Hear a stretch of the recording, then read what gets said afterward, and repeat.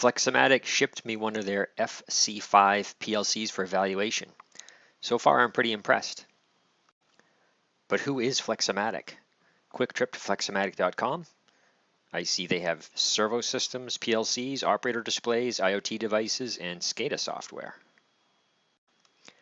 The About Us page gives a pretty good summary of who they are and shows they have a place in Windsor, Connecticut.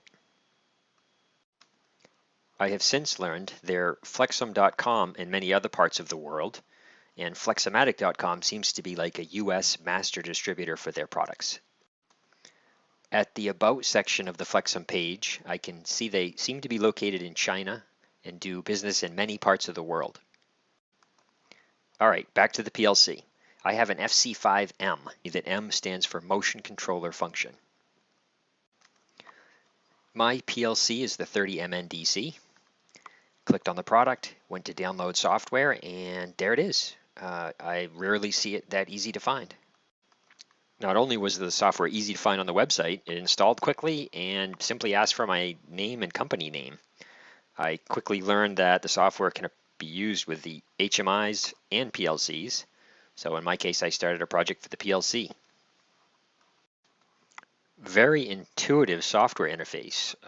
When you go to the hardware config tab, you can hover over with your mouse. If you want to configure the Ethernet port, just double click on it. If you want to configure this RS-45 port on the PLC, double click on it. If you were to replace the CPU, you can drag and drop it with whatever model you've selected. And then you've got your I/O modules with descriptions. It's almost like a built-in catalog. And then the expansion boards, which can be added right here to the front of the PLC. And you simply drag and drop it over there, and there you go. All right, what's the help like? Click on help, and look at that, help, IEC. This PLC program is in the same language as many other controllers, so that's really good news. And then simple searches for high-speed counter, for example. Look at that, actually found it quickly. Time for a Hello World program. Let's set up number 7 as please blink.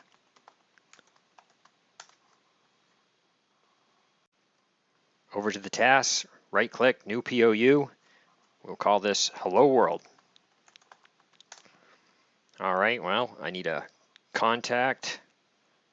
Let's see, double click. Look at that, clock 1 second cycle. I need an output. That was easy. How about please blink? Look at this. All right, there's a master task pre-configured. I will hit add call, and I'm going to put my Hello World program in here. I selected build. It appeared to have built, and now time to go online. The PLC has its default IP address right on the side of it, 192.168.11.200. So I've wired up power, Ethernet on the top, and confirm. Connect successfully. Download.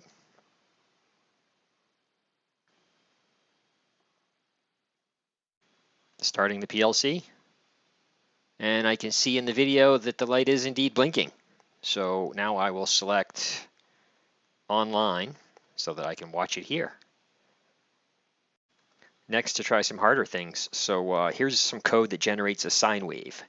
And I was very pleased that you can switch between a tabular view and a text view for the variable declarations, because I already have these and I was able to just paste them in, just like the code. So that was very easy.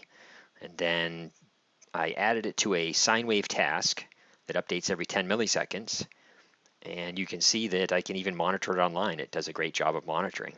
And then I was even able to create a trace to see sort of what it looks like. As for Modbus, it just seems to work. I enable it. I can set it up as a master device or a slave device. If it's a slave device, then it shows up here as what the addresses will look like to a master. You get to set that up. Most recently played on Ethernet, where it appears that you can do the Modbus through either function blocks or configuration. Here I'm a client interrogating or asking questions of another device. I used the IP address of my laptop because I have a test Modbus server device. And I'm going to port 5502, station ID 1. I set up a request to that device, register 7, reading 1 one word, and I'm putting it into this global variable MB test. And I turn on my listening device. It's sitting here listening away, and then as I start the PLC, you'll see that it starts to get requests for register 7 one reference. Next, I was curious about serial communications, so I wrote some simple programs to send out some strings, including some PLC data. I quickly learned that this $R, $N, which is in the help file, will send a carriage return line feed. And I found the int2 string, which is not in the help file, but it's a standard IEC function, and it worked here. So, and you can see over here, this program is called TIO. It's a serial terminal for Linux, and it's receiving hello and whatever number is currently being sent, 43, 44, 45. I then tried TCP, and that just worked. So I have this TCP connect. I can prepare a true value for it, write it to it, and then now it's connected over TCP to a netcat listener on Linux on port 5000. And I'm getting this basically, or the same thing that I'm getting on the serial port. So TCP raw communications and serial raw communications just seem to work. Next was trying out some of the high-speed functions, high-speed motion functions. So I found a section called motion control with all these MC blocks, of which I was a little surprised to find here.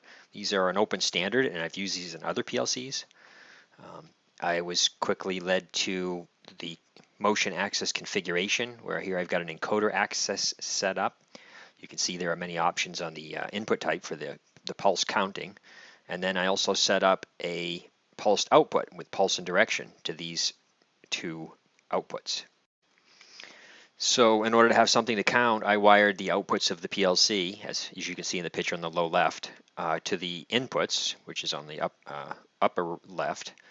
And then I used a few blocks, a counter block, and of course in order to count, I need to enable the axis. This is reading the axis saying it's currently disabled. I used the MC power block to enable the axis. I can prepare a value, write that. Now the axis is enabled and the status block says it's enabled.